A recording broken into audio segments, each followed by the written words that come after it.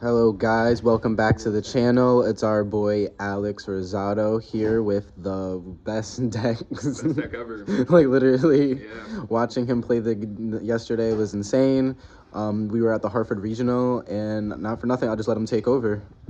Sure. So yeah, I won't waste any time. Let's get into the main deck. So, the one circular, I just felt like 3 was holding me back. So, we just played the 1. 3 diameter, obviously 2 sigma, the god.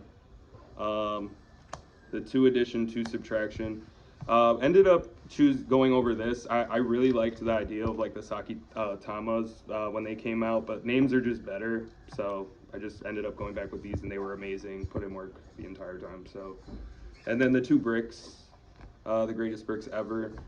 These came up big against my Pearly matchup.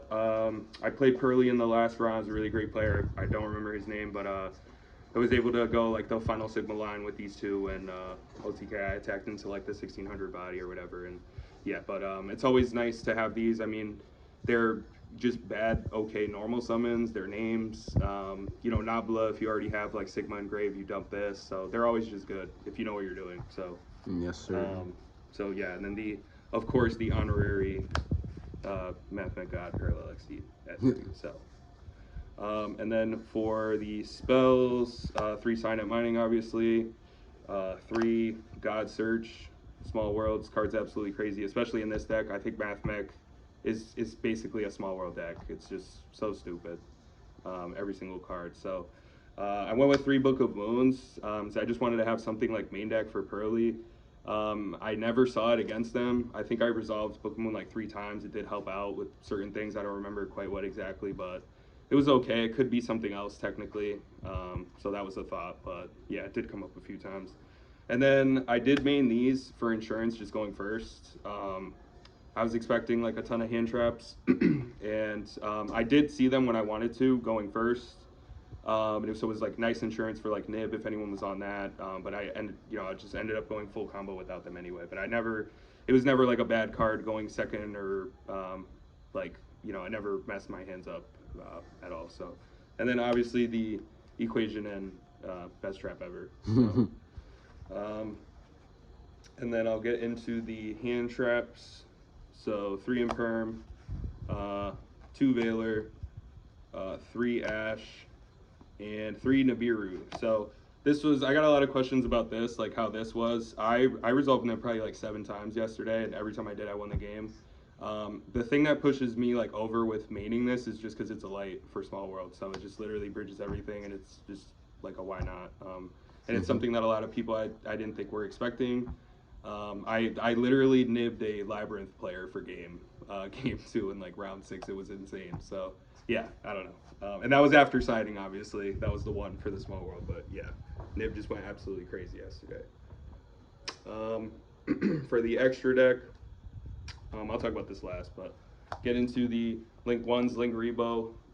Amazing going into boards, like baiting stuff, especially opening like Exceed, and just an amazing Link 1 for the deck. I do play I live and die with this Disciple Devotee package. These cards are way too good. Everyone knows I'm like famous for not playing Hate Soul. I think these cards just generate a lot of advantage. I think going into the Link 2 combo is there's a lot more consistency and a lot more value out of it, guaranteed. So A side note I thought about too, he does draw a card with the package, and he also gets a search off the summon next turn on your opponent's turn. So in theory, you're still getting the same advantage as Heat Soul without paying the life points. Right. And the Wicked protection just adds more insurance because you just summon your XYZ onto the arrow of Wicked. Correct, so like it's like a +4 compared to a plus hypothetical 2. Yeah, and it's nice too so the normal play is like while these are co-linked, I'll have like al.b.shore over here, and you have the option because Devotee, if he's tributed at all by any card effect, whether it's Disciple or him, you get the 2 tokens. So you have that option of like getting another body from hand or grave if your hand sucks, or if you have like that second parallel Exceed in your hand that you want to like try to recycle, see another hand trap. Like I've done that a million times. You just draw and put that Exceed under, and you top to like an Ash or something. It's just really crazy. So yes, sir. Yeah, the package is just really good. And going into IP Appaloosa, it's crazy. Yeah, it's really nice. Just bad into super poly. But these two, this is really the end board. Wicked is absolutely crazy, needs a rarity bump. But this, my usual end board, like I said, is like al.b.shore, like over here, and then having these co-links is usually what I end on, as well as the trap. So I think it's pretty good. It puts pressure. You know, we go into Appaloosa, and it puts them on like going into battle phase and being able to play through the trap, which is very hard to do. So we love these two, and then Update Jammer as well. Amazing card. And that's it for the Link 2s. We do play the one Splash Mage. I get a lot of questions about this. Why don't I play 2? It's because I don't play Heat Soul. Splash Mage for me is like making the shitty 5300 access code that only attacks once, and then you just put them on like top deck or something. So that's the only time that Splash Mage comes up for me. But still mandatory one for sure. And it's also nice that it's a water type to banish off access codes. So. For grind games, yeah, you need the extra power. Amazing card. Transcode, obviously, the only Link 3, amazing card. And then, obviously, Access Code, and Appaloosa. So, this is, you know, we're ending, like I said, on, like, Wicked IP, and then going into Appaloosa, like, as soon as they go main phase, the first thing they do, no matter what, I'm chaining IP. Going into Appaloosa with 3 materials, and it kind of puts them over thinking it's good to like crash over Appaloosa, but they end up going battle phase, and then start a battle, you just activate the trap and send the one monster they had, send a random from hand, and put up an Omni for them to play through for main phase 2. So yeah, this is, I think, much better than Heat Soul, and you know, burning yourself and taking a chance on drawing a hand trap, I think is just really bad. For the Xyz's, obviously the 2 al.b.shore card's amazing. I gotta get the second secret rare, but just a ridiculous card. I mean, can literally, like, with 4 materials, you can search any spell or trap in the game. I think it's retarded.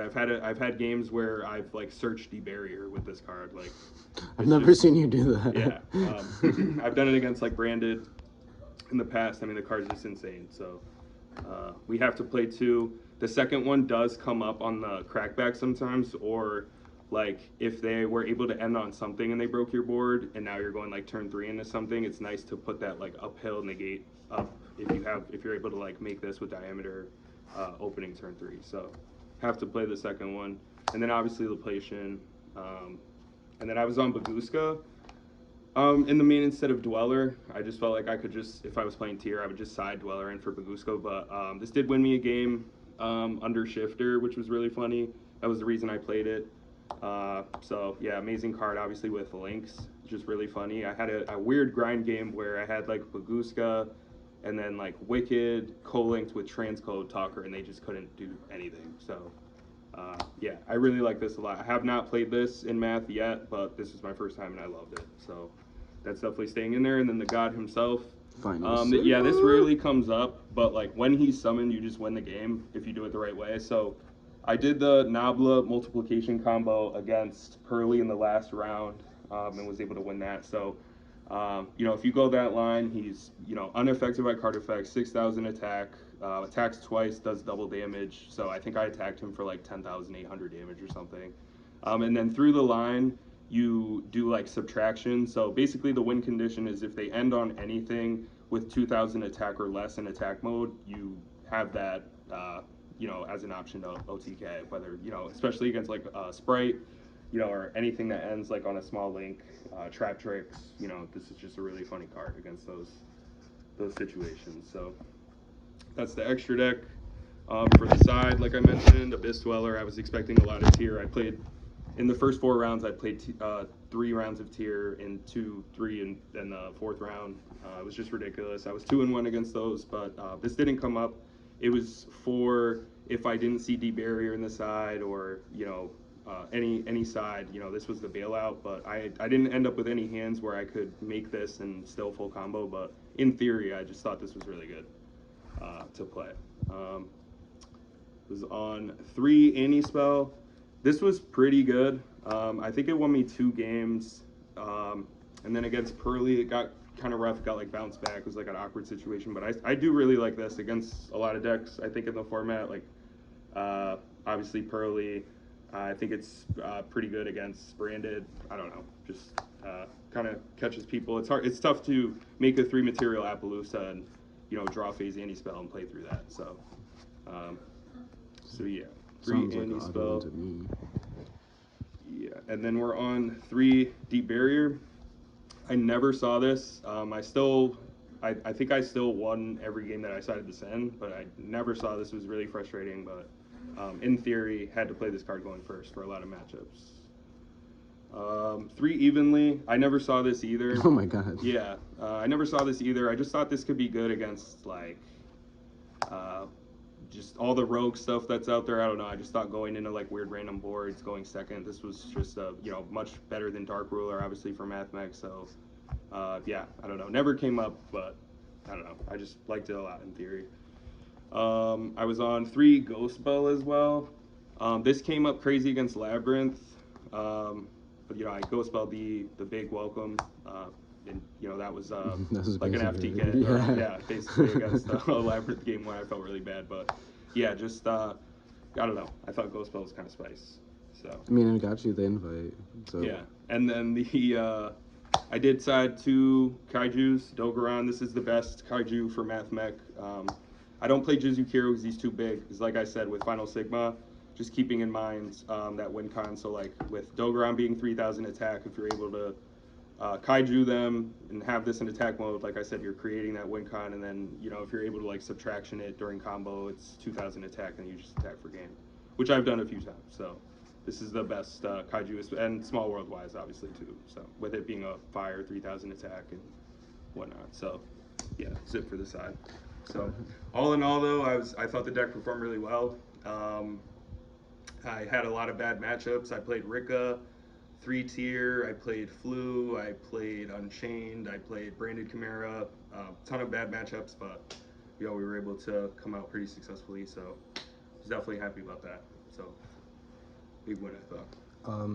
How do you feel the deck will perform after like the next set? I'm not too sure. That's the thing. That was the funny thing about this whole thing. I'm not too keen on like the meta right now. I'm not too sure what Age of Overlords is looking like. But I think in the meta right now, it is a tough deck to play. It's definitely an uphill battle against like all matchups. But like I said, that M board I think is pretty effective against a lot of decks. So if you're just able to make the play success or as consistent as possible, I think it's a pretty good rogue deck. So. Okay. Any other noteworthy things? Any shoutouts? Shout out to the team, obviously.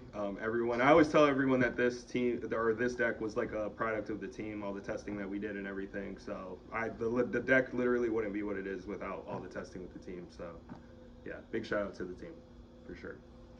Well, thank you for the deck profile. Congratulations on your invite. We got to get the rest of the team up there. We will see you at Nationals.